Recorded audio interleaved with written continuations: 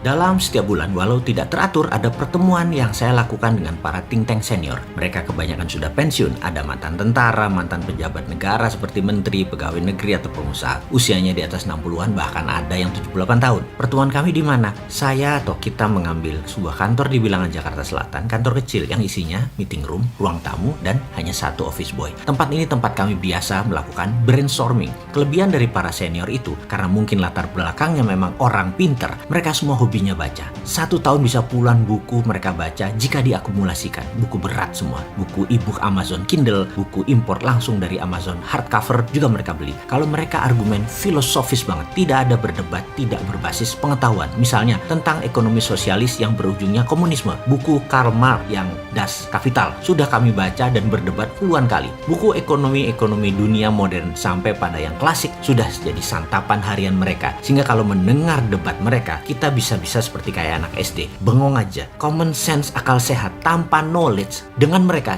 jadi lucu. Di dalam diskusi, jika kita berada di tengah mereka, jangan coba-coba nyeletuk karena pasti ditanya apa latar belakang pemikirannya dan apa landasan ilmu yang barusan dipertanyakan. Contoh diskusi kemarin, Mas, apa pendapat Anda tentang ideologi Indonesia? Apa ideologi bangsa Indonesia kini sekarang? Demikian pertanyaan dibuka ke saya oleh seorang yang paling banyak ilmu ekonominya menurut saya. Saya jawab, Pancasila, Bhinneka Tunggal Ika, NKRI, dan UUD 45. Kalau disingkat PBNU. Demikian saya menjawab. Itu bukan karena saya dari keluarga NU, tapi dari dulu itu yang ada di benak saya. Pancasila, Bhinneka Tunggal Ika, NKRI, dan UUD 45. Dilanjutkan olehnya. Oke, kita ambil kata Bhinneka Tunggal Ika. Saya mau mengingatkan beda loh Bhinneka sebelum kemerdekaan 45 dengan Bhinneka sekarang. Saya tanya, kalau ada uang 10 triliun di kas negara, bagaimana membaginya agar adil? Berdasarkan apa membaginya agar adil? Berdasarkan agama kah? Islam pasti yang terbesar. Berdasarkan suku kah? Jawa pasti yang terbesar. Berdasarkan domisili? Pulau Jawa yang terbanyak. Dengan cara begini, Papua yang nggak akan pernah dapat apa-apa. Minoritas di semua sisi. Secara suku minoritas, secara agama minoritas, secara wilayah minoritas, secara penduduknya minoritas juga di Pulau Papua. Di mana keadilan kalau dipakai berdasarkan kalkulasi seperti itu? Fahamkah bernegara itu yang namanya harus adil? Hanya orang berilmu dalam baru bisa paham adil itu bagaimana, bukan sekedar adil itu apa. Dia melanjutkan, lihat saja kekayaan Papua dari Freeport. Membaginya bingung kan? Lalu bagaimana keadilan itu ditegakkan? Bagaimana equality itu ditegakkan? Jadi sebelum kemerdekaan tahun 45, gabungan Indonesia adalah karena common sorrow, menderita bersama. Jadi merekat. Kalau teori matematikanya penjumlahan, gabung itu penjumlahan. Kalau sudah merdeka, maka equation atau rumusnya bukan penjumlahan lagi, tapi bagi-bagian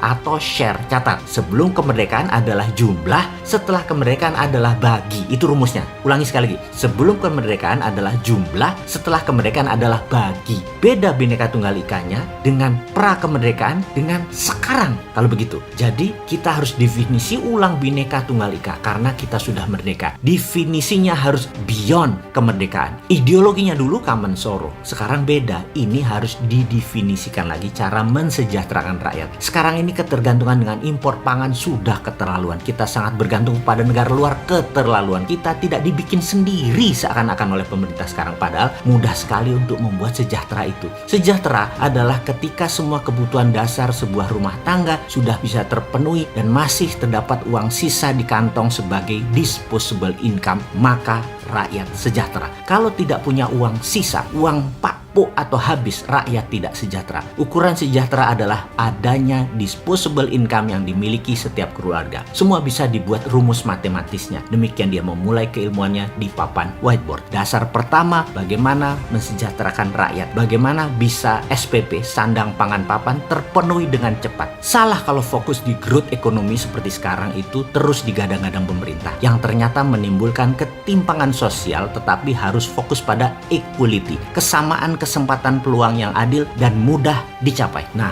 kalau dia udah ngomong kayak gini, saya selalu bengong karena sering nggak paham. Pebisnis dipaksa memahami tata kelola bernegara. Coba, orang kayak saya ini kan pebisnis. Tata kelola negara itu benar-benar ribet bagi saya. Walaupun simple banget logikanya, mudah diterima, tapi memang harus difahami oleh banyak orang, terutama penyelenggara negara. Dan sementara orang kayak saya berusaha menelannya aja sudah susah. Jadi, saran kita harus bagaimana? Saya bertanya seperti kebiasaan saya. Pertama, definisi ulang Bhinneka Tunggal Ika, definisi ulang Pancasila. Panji negara juga harus didefinisi ulang, dimaknai baru, diurai baru. Dia melanjutkan, sama seperti impian. Kalau impian kamu sudah tercapai, rekening di bank sudah 10 digit, posisi jabatan baik, keluarga baik, kesehatan baik, maka kamu harus membuat impian baru yang lebih powerful lagi. Kalau tidak, kamu akan dry out, kering hidup kamu, tidak berwarna hidup kamu, tidak colorful, tidak live the life, garing, kriuk kata anak sekarang. Filosofi bangsa inilah yang membedakan bangsa satu dengan bangsa yang lain. Yuk, siapkan negara Indonesia ini menjadi pemenang nomor 1 dengan kekuatan kendali atas pangan, dengan membangun food integrated industrial complex.